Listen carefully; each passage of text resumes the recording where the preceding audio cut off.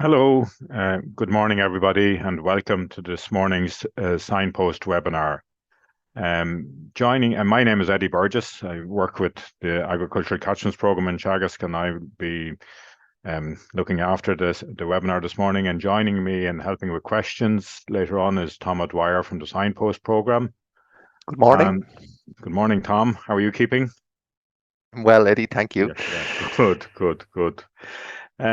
This morning's topic follows on nicely, I think, from last week's presentation from Dr. Frank Mittlener from UC Davis, where he focused on largely methane emissions and its effect on climate change. And today, I think we're getting closer to the ground. David Dolan is a dairy farmer from Mayo, from close to Ballinrobe. Our paths have crossed through the Agricultural Catchments Programme. David is going to give a talk on net zero carbon emissions from agriculture, and he's an interest in this. I assume for quite some time. You'll give us those details, David, as we go on. But to develop those interests, he has been working with the fellowship. David. Nuffield. Sorry, I beg your pardon. I'm having a blank there. Excuse me, everybody. No. Nuffield Scholarship. You're not the first Nuffield Scholar to talk on the Signpost webinar, David, or the first farmer, but I'm assuming there are people who would like to hear some details on what the scholarship is about, and I know your talk will go into that. But how is everything in Mayo this morning? I'm assuming you're there. You're in Ballinrobe or close to Ballinrobe this morning, David. Yeah. So we're about 10 minutes from Ballinrobe, 10 minutes from Ballinrobe and Claremorris. Good this morning. The sun is shining for a change. I suppose it's been a difficult enough run of it since last July. But in fairness, for a change, I don't think we're getting the worst of it in the west of Ireland, even though it has been hairy enough at times. So no, all good here. All good here in All the good. west. Ground conditions are good. Is silage in swing? Yeah, it's so. They were good, and I suppose we got two showers last week, last Sunday evening and last Tuesday evening. We got 50 mil of rain, and things were wet again Yeah. between the two showers. But improving again. I think the forecast going forward is improving. So we'll look on the bright side. It can't Yeah. get much worse. Yeah. Please God, things will improve. Okay, David. Look, I think you know that we'll have, roughly speaking, around half an hour of a presentation from you on your experiences with the Nuffield Scholarship and your understandings for achieving net zero carbon emissions, and then we'll have a 25 minutes for questions after that. So I'll hand over to you now, David. Thanks very much. Yeah, I'll just share screen here. Thanks very much, and thanks for having me on the webinar. I suppose I have to say the webinar it's a brilliant resource for anyone, I suppose, interested in anything to do with sustainability in Irish agriculture. I used it on a number of occasions throughout my research for my topic. At this stage, is there over 200 webinars done? There's something, any bit of information that's needed. There's something that's somewhere in one of those webinars. So it's a great resource. So as I said, my topic was net zero emissions farming, the challenges and opportunities for farmers and co-ops. I suppose just before I get started, 1 second. That's not moving for me now for some reason.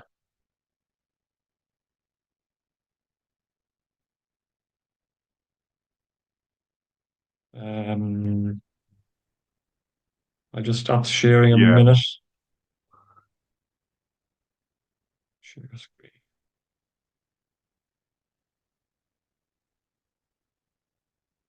Take your time, David. Don't. No, no. Sorry.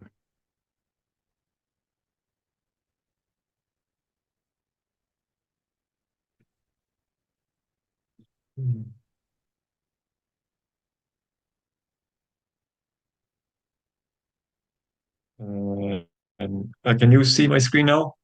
Yeah, but not in presentation mode. I can kind of see the list of slides. So No. now that's looking good now. Yeah, Yep. yeah. Okay, we have it now.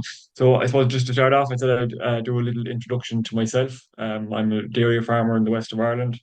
I'm near the Mayo Galway border, about 10 minutes from Clamorris, 10 minutes from Ballinrobe. We're milking 120 crossbred cows on a 45-hectare milking platform. My parents are still involved in the business. I suppose I was a late comer to dairying when I came to filling up my CEO. Farming probably wasn't on my radar as a career path, so I decided I did a Bachelor of Science in Energy from the University of Limerick. As part of my time down there, I did a work experience in a pharmaceutical plant down in Cork. And it was probably while I was there, I realised I probably wasn't for the office life. Um, Probably more suited to working outdoors.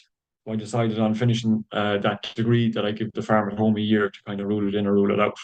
And I suppose while doing that degree, that's where my interest in, suppose, the sustainable development came from, and greenhouse gas emissions from the Irish economy.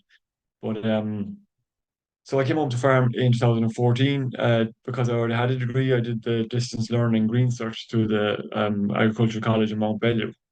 Finished that towards the end of 2015. Worked at home in 16, and I suppose at that point I was aware that I had no real experience working anywhere outside of our own farm. So I hit for New Zealand in 2017. Got a calving and breeding season done over there. Got a bit of travel done as well, which everybody at that time was doing, and I had missed out on, I suppose, from when going home to farm full time. So I was back home in 2018, and towards the end of that, again, I was still looking for more experience. A management role came up on a farm, 10 minutes from our home place.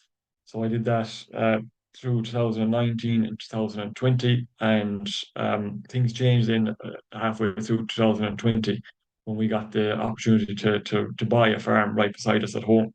So that that allowed me to come back home into the farm business at home to develop that in 2021. And towards the end of 21, I was accepted to do a Nuffield Scholarship, which I completed through 2022 and 2023. So what is Nuffield? Nuffield is an agricultural leadership organization. It works through experience-based learning. We have this 1,900 scholars across the world at this stage, across 13 different countries.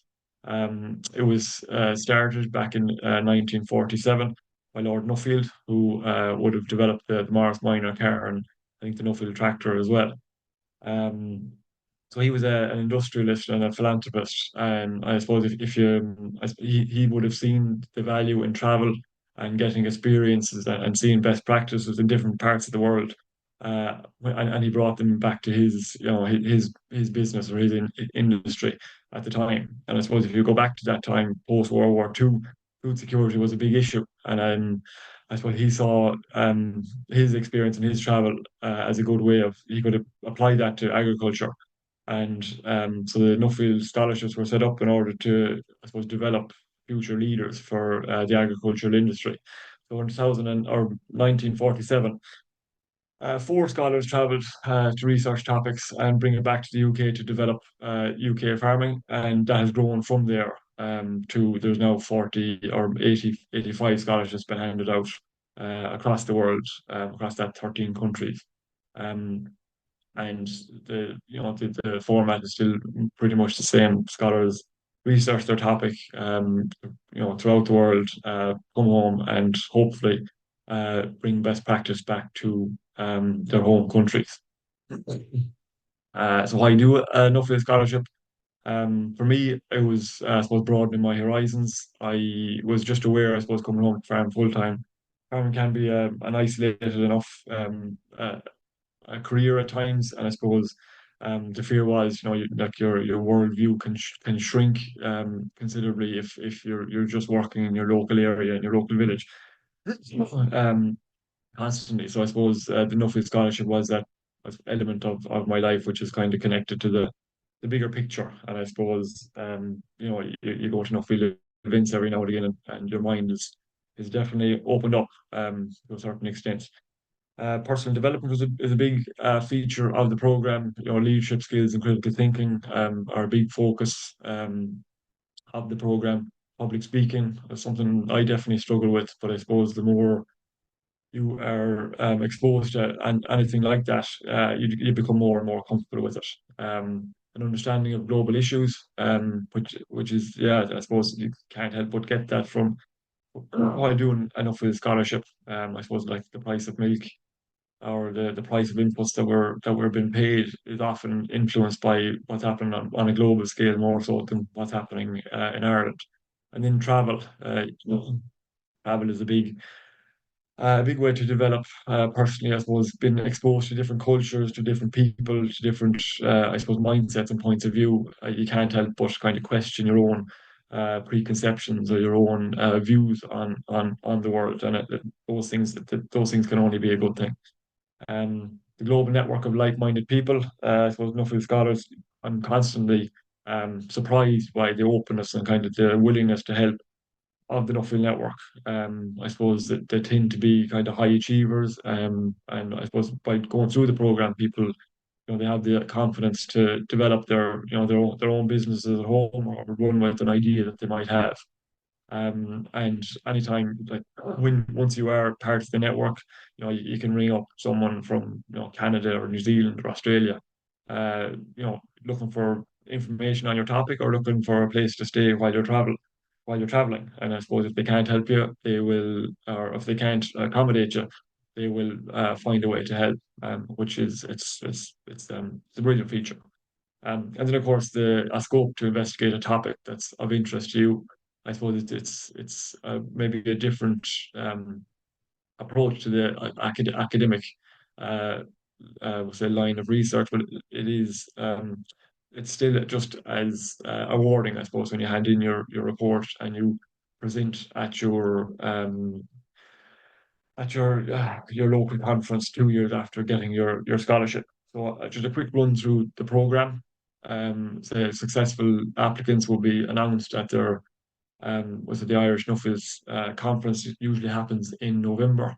The following March, they take part in the Contemporary Scholars Conference, which is it's a conference where all the new scholars across the world come together in a different country every year, and they go through a week of fairly intensive, I suppose, leadership lectures, global food policy, networking, social events. It's a hectic enough week. Then you do your global focus program, which is a 6 week organized program, which can take between four and six, between 4 and 6 countries, definitely 2 continents, and is um, an intensive block of travel, meetings, uh, social events, learning. You travel in a smaller group there, where it's usually supposed between 10 and 20 people, and you find out a lot about yourself on those trips between exhaustion, sleep deprivation, constantly learning, and meeting people from different walks of life in different parts of the world. It's a brilliant, like you couldn't, if you try to organize what you get to do on a GFP, you couldn't, because you couldn't in a million years, because you wouldn't have the connections, I suppose, to where you can get to within the Nuffield network. Um, then I suppose your personal travel is for another 4 to 6 weeks, where I suppose you utilize the global network that you develop in the first part of the program, and you, I suppose, fine tune your area of research, and I suppose you use your network to travel to different parts of the world that are relevant to your study topic. And then finally, you submit your report and you present your findings at the Irish Nuffield Conference, usually 2 years after you start the program. So my travel would have taken me to the UK twice, to Italy twice. In Italy, I was at the UN FAO Council on Food Security. That was very interesting. It was the first time I was there was shortly after Russia had invaded the Ukraine, and I suppose food security was back on the agenda at the time, and it was mind blowing actually to see how different countries and geopolitical maneuverings take place. Um, an interesting part of that, I suppose, aspect of that is farmers only started to attend the UN Council on Food Security in 2015. And since then, it was first started by Nuffield Scholar, and since then they've developed kind of their place at the Council on Food Security, and and more farmers are attending every year. I also traveled to Costa Rica, New Zealand, Brazil, the USA, Northern Ireland, and Belgium. Um, I have too much to say about all of them on the webinar this morning, but I suppose that all of them were unique in their own way. They had pros and cons, but unbelievable, and they were I suppose, a brilliant learning experience. So that brings me back to my study topic: net zero emissions farming, the challenges and opportunities for farmers and co-op. And I suppose the title, as the title suggests, emissions from farms is a two-way street. We have a fairly good understanding of the methane, nitrous oxide, and carbon dioxide emissions um, coming from our farms, even though I suppose some of the figures are up for debate at times, but I think we've less of an understanding of the carbon sequestration that's happening on farms and the level to which there are carbon sinks that exist on our farms. Um, I suppose throughout my travel and my research topic, there are a huge number of businesses, farms, organizations that are claiming to be net zero. But when you dig a little deeper, you find usually they're on a path to net zero, or they've reduced their emissions by as much as possible. And with the residual emissions, they're either producing renewable energies from their business and using that to offset their residuals, or they're purchasing carbon credits to again offset their residual emissions. Um, this is impossible in an Irish context, as carbon credits don't have a universal standard of methodology and verification, so they can't be applied to the Irish inventories. And renewable energy that would be produced on farm gets accounted for in the energy sector and not the agriculture sector, and so um, cannot be used in that way in an Irish context. So I suppose that's why, for my presentation, I decided to focus on how net zero could be achieved within an Irish context, within the framework of the Irish National Inventory Report, or national inventories. So the EPA are responsible for reporting Irish greenhouse gas emissions to the IPCC, and they do so through the National Inventory Report.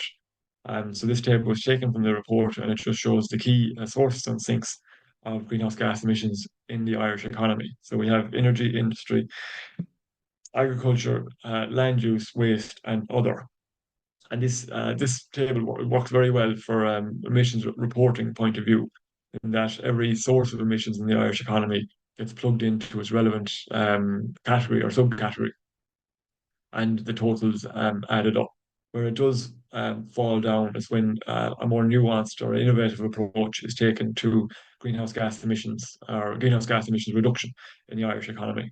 So a farm business, for example, whose main activities would belong in the agricultural sector, could decide to plant a part of their farm in forestry or grow an energy crop for renewable energy production. Those two activities would get accounted for in the land use or the energy categories.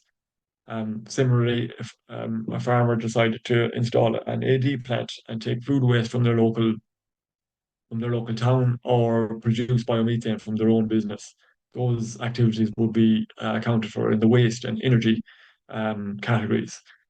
And so this aspect of the inventories is acting as a barrier to innovative approaches to greenhouse gas emissions within the Irish economy.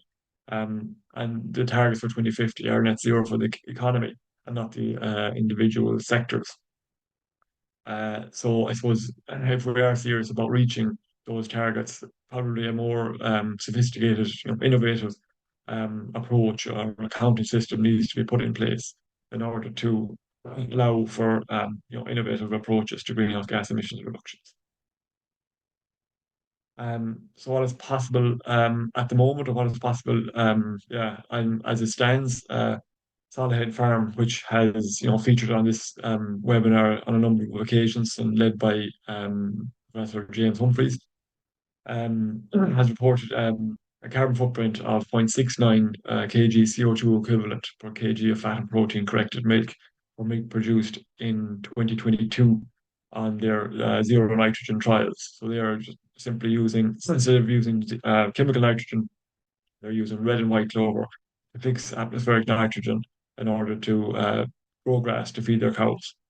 Um, Farm Zero C is a collaboration between UCD and Carberry Co-op and has a stated aim of reaching net zero by the year 2027. They're using a range of different activities to reduce greenhouse gas emissions on the farm, um, including incorporating mixed species to fix nitrogen and grow carbon stocks in their soils. They're using all renewable energies on their farm sheds, using slurry inoculants to reduce methane emissions from their slurry, along with a myriad of different activities. But they've reported a carbon footprint of 0.66 CO2 equivalent per kg of fat and protein corrected milk for milk produced in 2022. But interestingly, they're still using 150 kgs of chemical nitrogen on their grass-only swards. And I suppose Gavin Hunt, the former project manager for Farm Zero C, has said so. Carbon sequestration is being measured on the farm, but it hasn't been applied to that figure. And they have modelled that good carbon sequestration could reduce that figure of 0.66 down to 0.41. Which is it's a very low carbon footprint, but also if we were to remove the 150 kgs of chemical nitrogen, which Solihull Farm has already proven, and then included a feed additive that has the ability to reduce methane emissions from cows' rumination. That figure of 0.66 could drop to below 0.3 of a kg of CO2 equivalent per kg of fat and protein corrected milk, which would be an incredibly low carbon footprint for milk produced on an Irish farm. But I suppose at this point, it's important to acknowledge that the cow is responsible for 67% of emissions on any Irish dairy farm. And I suppose removing the residual emissions from the system without removing cows from the system, and so reducing stocking rate and therefore reducing profitability is going to be incredibly difficult. ARC Zero is an EIP based in Northern Ireland, led by Professor John Gilliland, which has a stated aim of accelerating farming in the north towards carbon neutrality. And I suppose the approach they've taken is they've accounted for all carbon, so carbon stocks on farm and carbon sequestration, which is happening on farm. They've taken soil cores down below 30 centimeters and to quantify carbon in the soils, and used LiDAR technology to quantify carbon being stored above ground in trees and hedgerows. And what they've done is compared how say gross sequestration affects gross emissions across a number of different enterprises based in the north. So as we can see at the top of this table, the two dairy farms, when gross sequestration is applied to gross emissions, a reduction of 27% is seen. Is seen on their overall emissions. And I suppose dairy farming in the north will be a bit more intensive than it is here in the south. So the scope for that to increase will be that bit bigger. And then as we drop down the table and the enterprises become more and more extensive, we see that the effect that sequestration has on gross emissions increases. And even at the bottom of the table, some farms can be net positive. So I suppose what this table shows us is not every farm will ever get to net zero, but equally some farms can be net positive. And so the logical conclusion to this is that some form of carbon trading will be needed across farms in order to get all of agriculture to net zero. So where are the opportunities? At the moment, there is no standardized kind of frameworks or methodologies for carbon credits.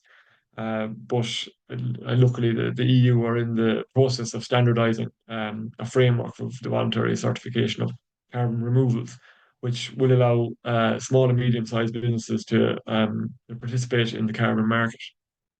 And I suppose a ton of carbon is is estimated to be worth €100 by the year 2030 and €200 by the year 2045. And so this could represent a huge opportunity for small and medium-sized businesses, which would include farms. And if you consider that afforestation has the potential to sequester between 1 and 9 ton of carbon per hectare per year, carbon farming can do between 0.5 and 2 ton of carbon per hectare per year, and water table management could mitigate against the emissions of 20 ton of carbon per hectare per year. This could prove to be, I suppose, a lucrative or a diversification for Irish farmers if I suppose the appropriate frameworks are put in place and systems are put in place for farmers to take advantage of that.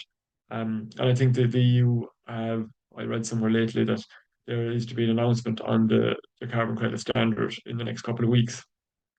So it's my opinion that the Irish co-ops are perfectly positioned within Irish agriculture to manage those credits. If you take a Revo co-op, for example, we have there's 1,000 milk suppliers for a Revo co-op, but there are 10,000 members, and they make up some beef, sheep, and some tillage farmers. I suppose the key opportunity there would be that those are the farmers that would benefit from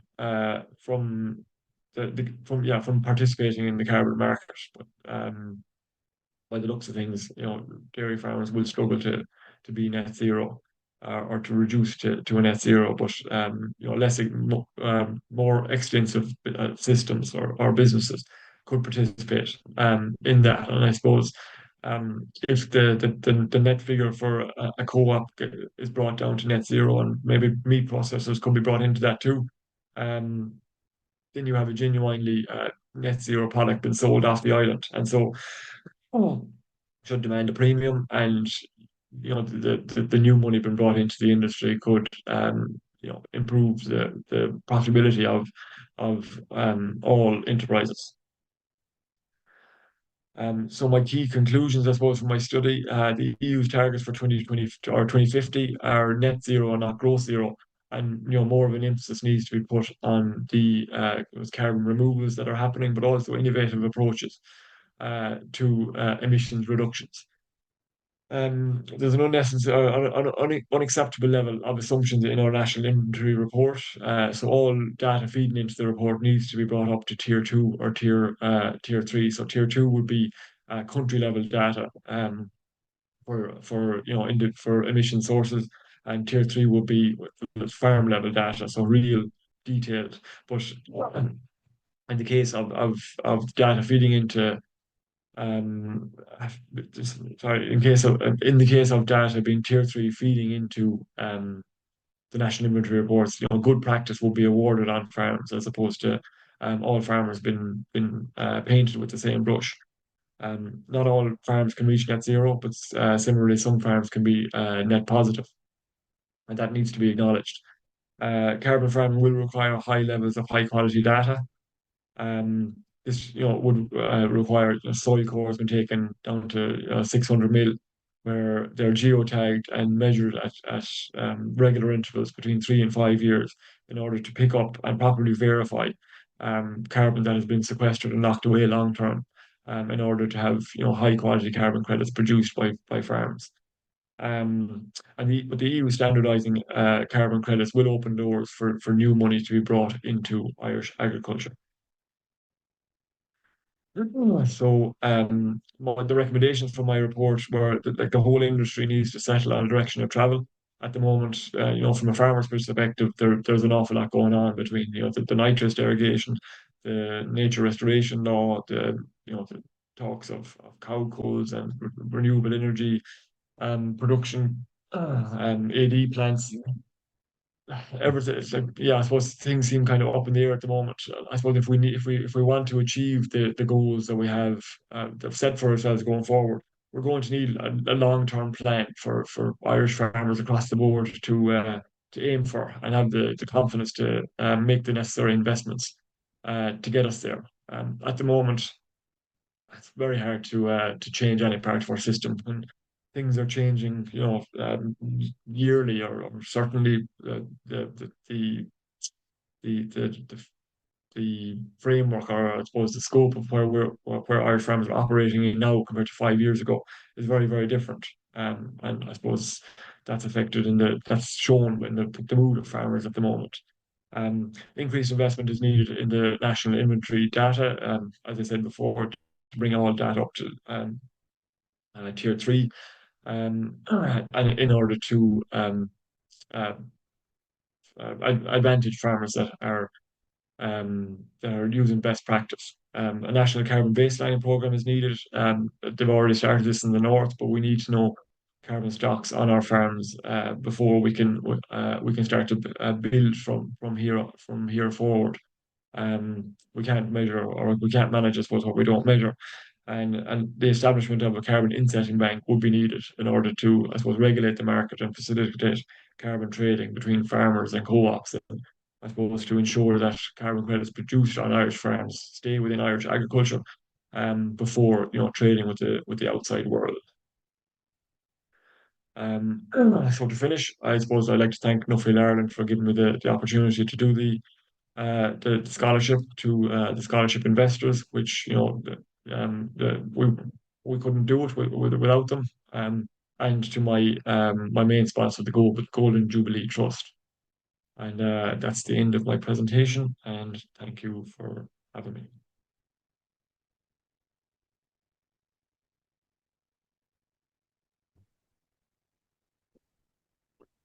David, thank you very much. You're very good in keeping to time and covered an awful lot there, both on the Nuffield Scholarship and the hurdles, I suppose, and how we need to work together to try and achieve zero carbon farming, not necessarily as an individual, but as an industry. And I think you covered a lot. I before we get into nuts and bolts, and I suppose maybe to help relax, I have to apologize for my brain freeze and forgetting of the Nuffield name for the scholarship, and it's particularly bad in my case because my in-laws are a machinery dealership, and my father some time ago set up a tractor dealership and sold Nuffield tractors, and going back a long time. So I'd say there will be plenty of slagging over the bank holiday weekend when I get home. So apologies to all the sponsors that you listed at the end there for that at the start. Okay. That's David. I suppose just to start off, you talked at the very end there that we need to set up a carbon insetting bank. What actually do you mean by an insetting bank? So that would be a bank to keep carbon credits within Irish agriculture. That's so offsetting would be, a business buying carbon credits from a farm to offset their own emissions. But what we need to be doing is trading carbon credits between farms in order to bring all of Irish agriculture to net zero. Like I could have a net zero farm here, and my neighbour be a huge emitter. I don't get any credit for that, and he gets similarly no credit for his situation. So I suppose that's the idea of insetting and keeping the credits, I suppose, within Irish agriculture in order to bring the average down to net zero. Yeah, no, grand. And also, sorry, another thing I forgot to say at the start, and people are asking, but just to encourage people to use the Q&A at the bottom of the screen to bring questions in. Tom, have you had an opportunity to read any questions there that maybe? Yeah, I've been keeping an eye on them, Eddie. So there's a few in there. The question in from Michael regarding leadership, and maybe I'm going to maybe slightly rephrase it a little bit, and put it to David.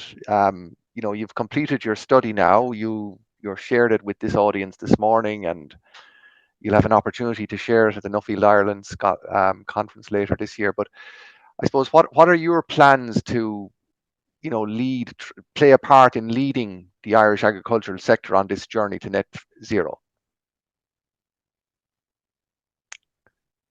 So I suppose we still have to be profitable. I'm still a business. My parents are still involved.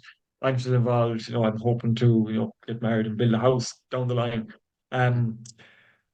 I still have to remain positive. So I suppose I'm doing as much as I can do within my farm business, but at the same time, I'm not going to drop to 1 cow per hectare of a stocking rate and use the carbon sequestration happening on farm to offset the residuals, because I wouldn't, I'd go out of business.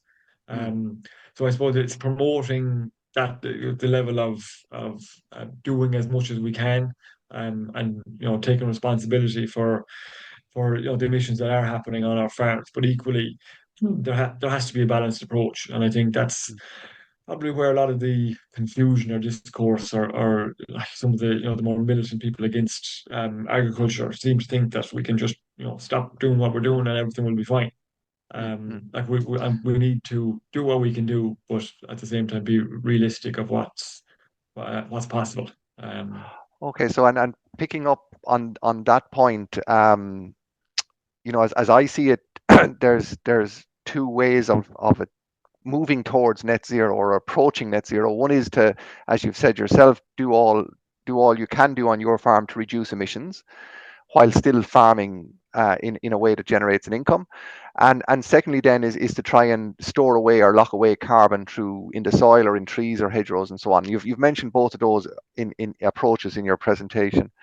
So my question for you then is what practices have you adopted on your farm to try and move towards net zero, David, so far? Yeah. So I suppose when it comes to building carbon in our soils, it's funny enough, a grass-based grading system probably ticks a lot of the boxes as it is. The few things that we've been doing to further what we're doing on our farm, we're reducing the amount of chemical nitrogen we're using through the incorporation of clover, and we have plans in place to start incorporating mixed species. We're going to invest in renewable energies down the line. We have a fairly efficient cow type, and from that point of view, all efficiencies add up. Mm. Um, Mm. what else are we doing? All of the usual things, using protected urea, low emission slurry spreading. Um, like we are a dairy farm at the end of the day, and as I said during in my presentation, the cow herself is responsible for 67% of the emissions. Mm. So, like, I'm probably never going to be net zero on Mm. my farm, but I suppose I'm removing all of the unnecessary emissions in order to, be responsible and do as much as we can for our emission reduction, because I suppose you often hear farmers, hit back and say it's not us that's causing, climate change or whatever. And we're bearing the brunt of it at the moment, as we can see from Mm. the weather we're after going through for the last, whatever, 6 or 9 months. But we still, everyone has to reduce as much as they can. And I suppose if we're doing as much as we can, then we can I suppose we can talk, or we can Mm. complain, or you Mm. know. Mm. Okay, the other interesting point that I picked up from your presentation, I suppose, was, and you've referenced it again in your previous answer, in terms of that as a dairy farmer, it's going to be very challenging to get to net zero. Mm. There might be more options for other farmers who have less emissions as a starting point to get to net zero. But we all farmers I suppose, have to attempt a journey, and I'd just like you to comment on that. Is it your view that this journey to net zero and the possibility of generating carbon credits in doing so, is that something that's an option for all farmers, David? Um, Or Say that again. what's your view on that? Sorry, your screen froze there for a second. Try that Sorry, again. no, I'm sorry, David. I'm curious if it is your view, or what is your view? Is this journey to net zero and the potential for generating carbon credits on that journey, which will have some future value, is that something that any farmer can get involved in the future? Is it open to all farmers? Oh, 100%, 100%. I think Okay. the best thing about that is, the more extensive you are, the easier it is for you to participate in that and to generate credits. And at 200 euros a ton by the year 2024, like if you're sequestering 4 ton per hectare, that's 600 euros per hectare on top of what you might already be achieving. That's turning into a fairly profitable enterprise. So I suppose the hope would be that the new money brought into agriculture by Europe standardizing a carbon credit, it will lift the lowest profitability systems up, up from where they are. I suppose like dairy farming, historically has been fairly profitable. But the hope is that it's the lower the lower profitability enterprises will be lifted by this, because they're the people that are struggling the most, and the hope would be that it's another diversification from their businesses, which wouldn't see them have to completely turn their businesses inside out in order to take advantage of that. And then, like, it is also it's open to dairy farmers as well. But as I said, cows produce a lot of methane, and you can, as your speaker said last week, we can argue till the cows come home about the different types of methane. But at the moment, they've been treated the same. Hopefully that changes down the line. But we if we are seen to be finding solutions instead of constantly shouting that we're getting hard done by, people, you lose the room in that situation. So I hope that There's answers an the question. Yeah, no, clarified it all right. There's an interesting question here, and it links back to a slide you presented in relation to the national inventory approach to counting emissions, and whereby, and you gave the example, if a farmer decides to plant forestry and it then stores carbon, or the farmer decides to re-wet a peatland area and it then reduces emissions from that area, it's counted elsewhere. It's counted under land use change, and forestry. And the question then, kind of related to that, is the concept of net zero that you've presented not doomed to failure, with the peatland re-wetting and tree planting being claimed by LULUCF instead of by the agricultural sector? So would you like to comment on that?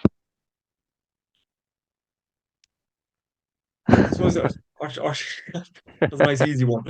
But I suppose, like, the fact that we're in the separate, like, it's been divided up into the separate categories. At the end of the day, it's net zero for the economy, and as long as the emissions have been taken out of some sector, Yeah.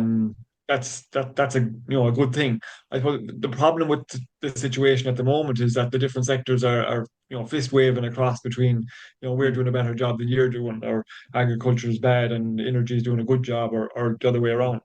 Like, you're you're not seeing the wood from the trees there. You're just, yeah. So I think, like, all reductions will be good, and I think it's going to take some some common sense thinking, I suppose, to somehow upgrade that system, so that if emissions are coming from one sector and being credited to another one, somehow both categories get credited, to some percentage. Yeah.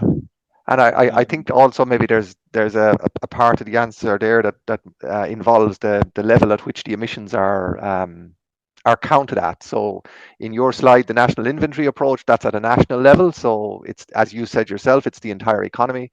For an individual farmer like yourself, David, you can also do an inventory and count up what you're generating and what you're sequestering.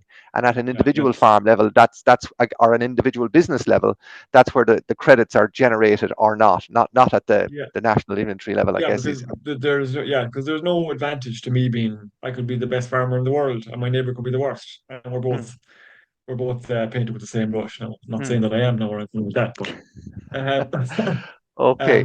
It just in order to get people to chase the reductions that are needed, and the same applies to water quality.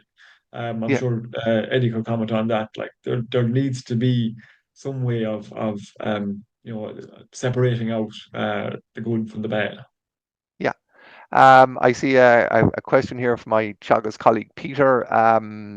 He asks, you've mentioned, David, that you've reduced nitrogen, and you also mentioned in your presentation the figures from the Teagasc Salahead farm on a zero nitrogen system.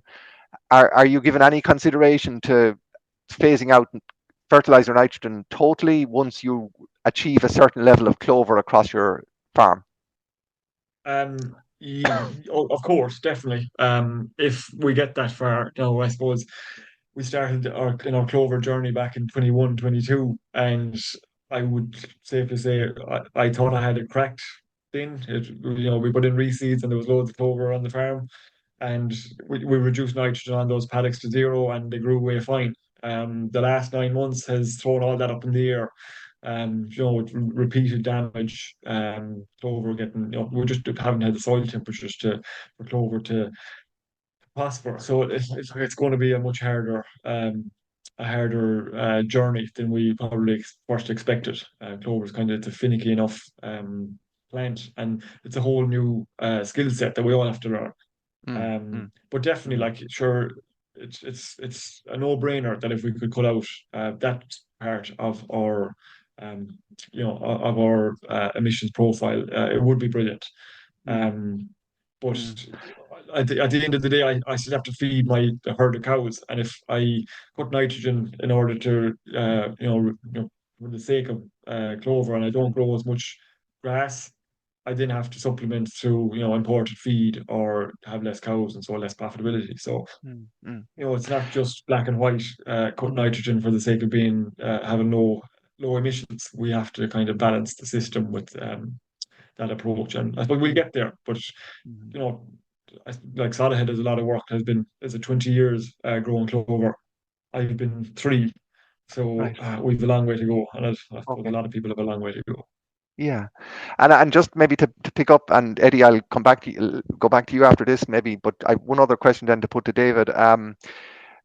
Before we started your presentation, we were talking, and you talked about, as a farmer, that the change in the weather patterns and the more intense rainfall that we've seen in the last number of years, that it's actually making your job as a farmer even trickier than it was before, maybe 10 years ago.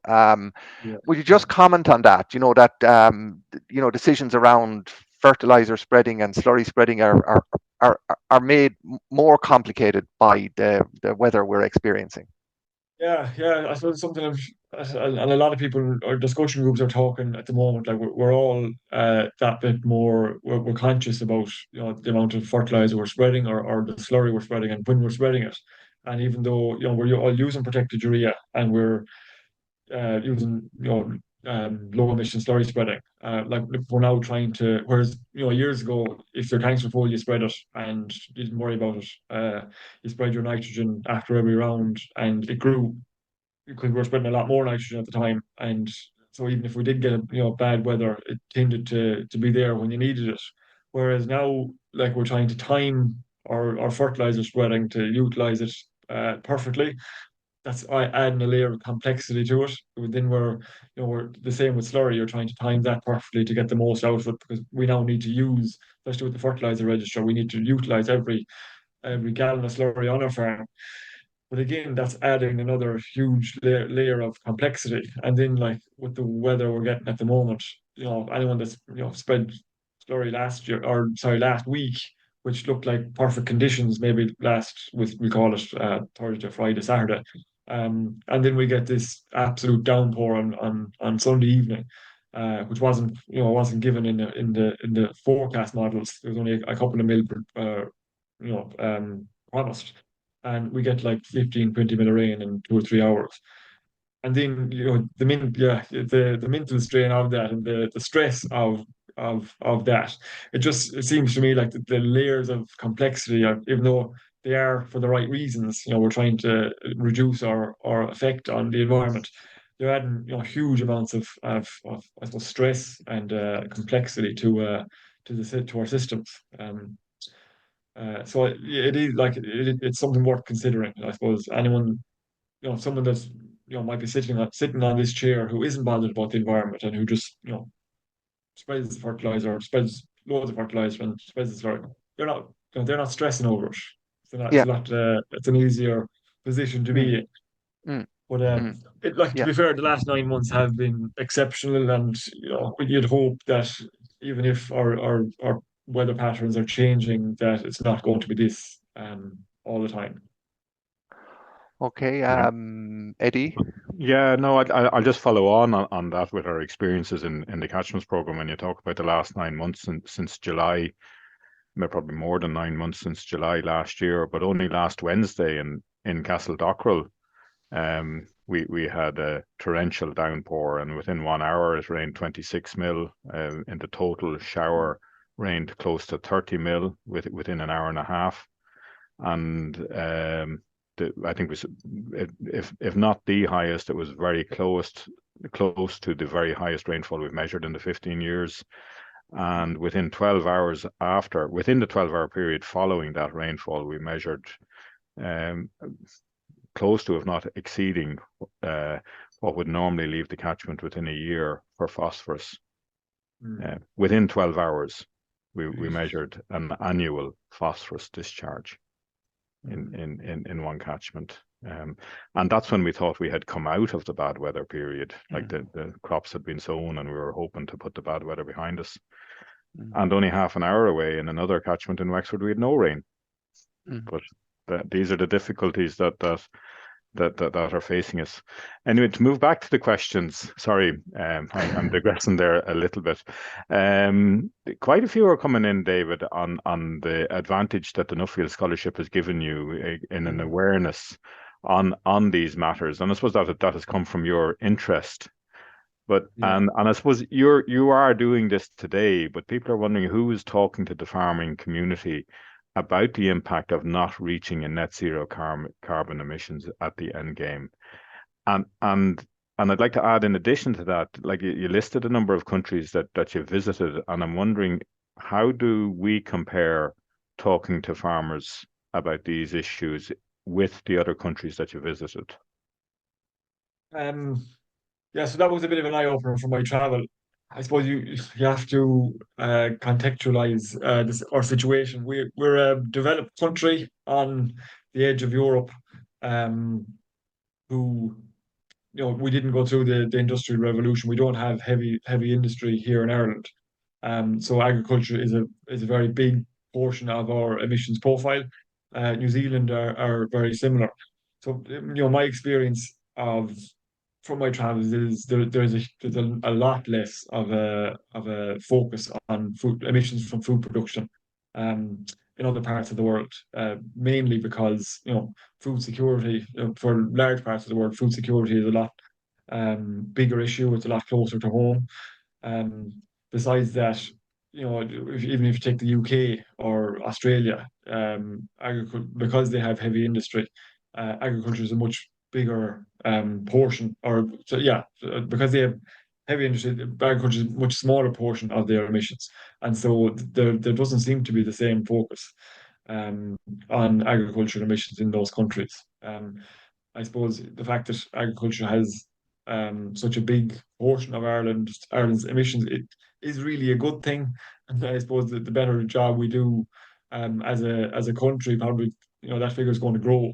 But um, my experience my experience from my travel was that probably we have one of the higher focuses globally on emissions from agriculture.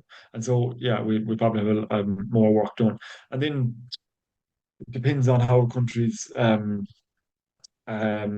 reporting mechanisms or inventories are done. Like when we were in Brazil, most farms had solar farms attached to them, ones that we visited, or some form of an AD plant. Now, if there was methane leaking from those AD plants, I don't think there was anybody checking that either. But it was interesting.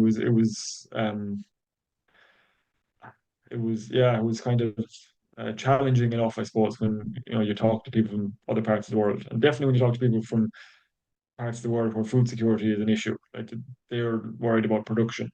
and feeding people. Whereas we're now Yeah. we're not feeding we know we're not feeding the poorest people on the Horn of Africa with meat and milk, but at the same time we're very suited to milk and meat production, and so curtailing that to hit our targets, it doesn't seem, depends on your point of reference, but it doesn't seem like the most sensible thing to be doing. Yeah, yeah. No, priorities can be very, very different when food security is an issue.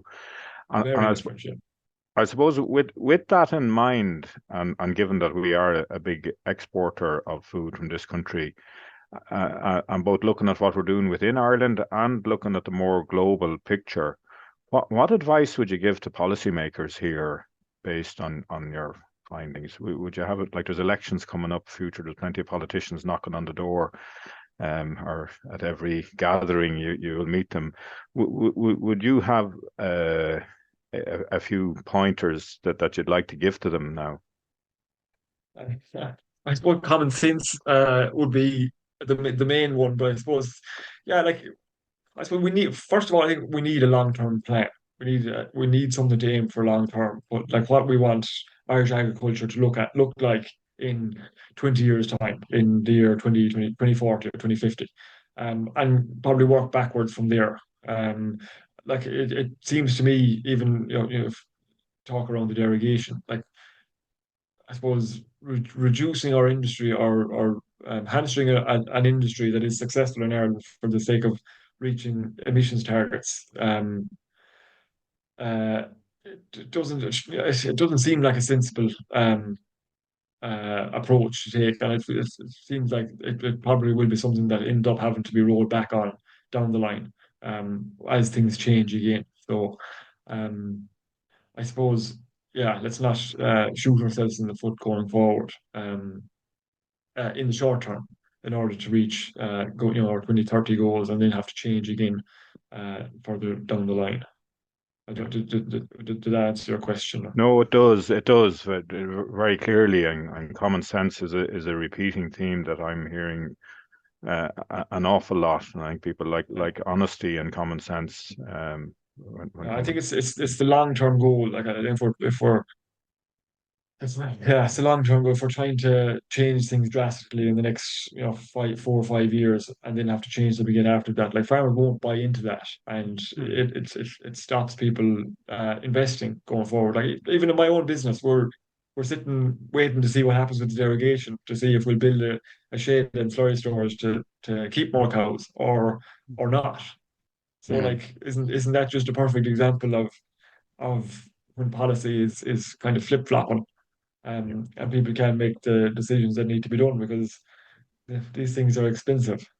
You know, Right. you And know. on the other hand, David, without appearing to be argumentative, couldn't you say that and you've presented it, that the long term objective, the 2050 objective, is to get to net zero, and that we can take that at a national level. The country as a whole needs to get to net zero from an emissions point of view, or at an individual farm level, if every farmer attempts to get towards net zero, some will get there and maybe pass it out and be able to generate carbon credits. Others won't quite get there, and you've referred to that in your presentation. So if people were to take that away from the presentation as a kind of a long-term, a 2050 target, would you agree with that? Um, yes, if the framework, if we saw those things being built or being put in place at the moment, if Okay. we could Okay. see that those things were being developed, Yeah. um, Yeah. and it's not something, I suppose, that I can say is jumping out at me at the moment. Okay. Eddie, I just Tom? want to mention one thing before it's 10:30, and you're probably Yes, going to try yeah. and wrap up. But I just see in the comments, in the chat, there's or the Q&A. I mean, there's just a comment from Catherine Lassaretz of Nuffield, Ireland, and I think our colleague Yvonne has put it up in the chat. But the Nuffield Scholarships 2025 are open for application right now. The application form is available on the Nuffield Ireland website, and the link has been put up in the chat. And I think I just like to say, I think David is an advertisement for I suppose the opportunity that Nuffield Ireland presents, and it's great to have heard his story this morning. Absolutely, Tom. I'll reiterate that exactly. One of the objectives I think I saw there, David, when you started, was that it was to help you with public speaking, and the hour has ended in a flash. And I'm guessing that maybe public speaking was something that you didn't have much difficulty with before, before the Nuffield No, Scholarship, but certainly yeah, you have excelled today, and thank you well very done. much. And thank you very much for being with us. Pleasure. And I look forward to meeting you in Ballinrobe, but it won't be too long until I'm over that part of the country. So, Thanks very much. look, we've gone slightly over time, so I want to wrap things up. I just want to thank Yvonne Maher and all those that work with her in putting all this together. These webinars don't just happen on their own. I and Ms. Tom, I think, just rocked up today at 9 o'clock, and it was all in place and ran like clockwork as it does every week. So thanks very much, Yvonne. Next week, continuing on the gaseous emissions, or well, greenhouse gas emissions, we have Doctors Hazel Costigan and Lawrence Chalou, who are talking about feed additives to reduce methane. So with that, I'll thank you all for coming along. It's been a pleasure. Thanks very much, David. Thanks, Tom. And I wish you all a good bank holiday weekend. Take care. Thank you very much.